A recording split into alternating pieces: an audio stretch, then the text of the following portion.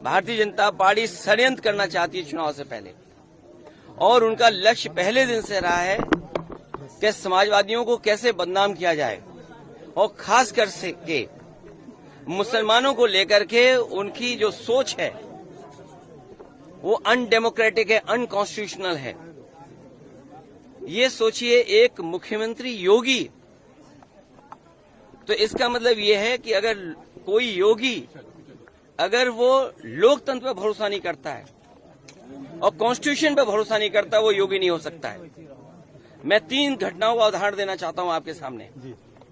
पहली घटना हाथरस, जिसमें एक साधु संत के कार्यक्रम के लिए, परमिशन के लिए भारतीय जनता पार्टी के विधायक और नेताओं ने लिखा था, लेकिन जो प्रशासन को काम करना चाहिए था, जिस जिम्मेदारी से सुरक्षा और उन चीजों का इंतजाम करना था, वो नहीं किया, जिसका परिणाम ये हुआ कि बड़ी संख्या में लोगों की जान चली गई।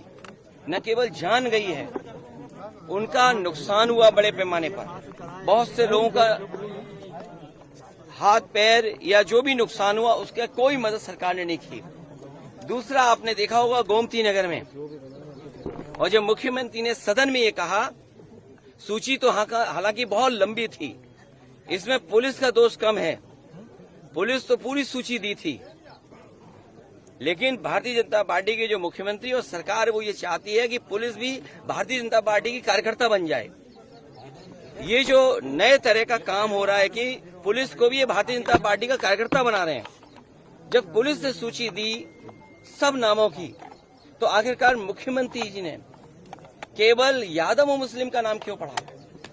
और सच्चाई पुलिस भी जानती है कि जिसमें कि यादव का जिसका नाम लिया है, सुनने में आ रहा है कि वो फुटिंग में नहीं था, जो कैमरे की जो तस्वीर है उसमें नहीं है, वो कैमरे में नहीं था, क्योंकि वो चाय पीने गया था और पुलिस को यादव मिल गया, इसलिए उसको जेल भेज दिया। मैं आपके सामने कहना चाहता हूं, ऐसे लोग जो कानून का उल्लंघन कर रहे हैं और भारतीय जनता पार्टी का कार्यकर्ता बनकर के काम कर रहे हैं, जब कभी भी सरकार आएगी, ऐसे अधिकारियों के खिलाफ भी कार्रवाई होगी।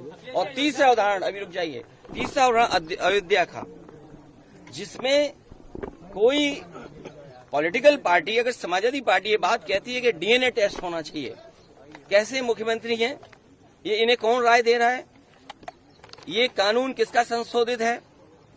ये इन्हीं का संशोधित कानून है 2023 का, जिसमें ये कहा गया है कि डीएनए टेस्ट होना चाहिए अगर 7 साल से ज्यादा किसी की सजा का कोई प्रावधान है तो क्या गलत मांगा?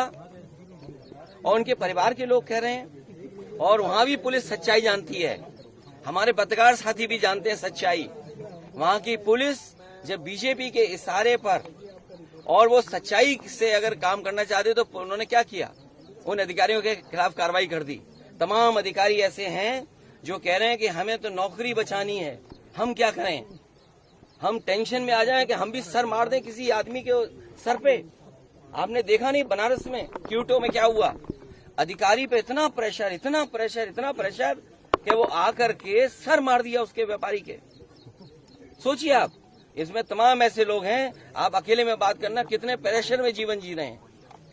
ये जो भार है इनके पास, मेडल, बैनर और ये तमाम लैनियार्ड और नेम प्लेट और तमाम उसके अलावा ऐसा भार है इनके ऊपर, ये काम नहीं कर सकते, न्याय नहीं दे सकते। और उसका परिणाम ये हुआ कि भेदभाव कर रहे हैं, और ये भेदभाव इसलिए कर रहे हैं कि इनको हर जगह राजनीति दिखाई दे रही है, वोट दिखाई दे रहा है। ये कितना भी कुछ कर लें, अब जनता को इनसे कोई उम्मीद नहीं है, और जब उम्मीद खत्म हो जाए किसी पॉलिटिकल पार्टी से, तो समझ लेना उनका सफाया होना निश्चित है। ये जो हारे हैं, इतना बुरा हारे हैं, जनता इससे भी बुरा इन्हें हराएगी, तभी इनका इलाज हो सकता है।